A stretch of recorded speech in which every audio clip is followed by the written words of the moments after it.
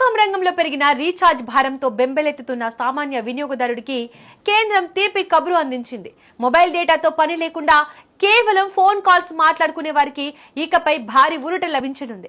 Telecom Regulatory Authority of India తీసుకున్న తాజా నిర్ణయం దేశవ్యాప్తంగా ఉన్న కోట్లాది మంది మొబైల్ యూజర్లకు పెద్ద రిలీఫ్ అని చెప్పవచ్చు. ఇంటర్నెట్ అవసరం లేకపోయినా బలవంతంగా డేటా ప్యాక్ల కోసం అదనపు డబ్బులు చెల్లించే పద్ధతికి ఇక స్వస్తి పలకాలని ట్రాయ్ గట్టిగా నిర్ణయించుకుంది. టెలికాం కంపెనీల దోపిడీకి అడ్డుకట్ట వేస్తూ సామాన్యుడి జేబుకు చిల్లు పడకుండా ఉండేలా ఒక కొత్త నిబంధనను తెరపైకి తెచ్చింది.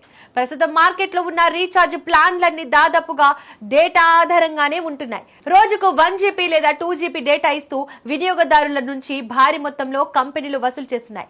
కానీ స్మార్ట్ ఫోన్ వాడని వారు కేవలం కాల్స్ కోసం మాత్రమే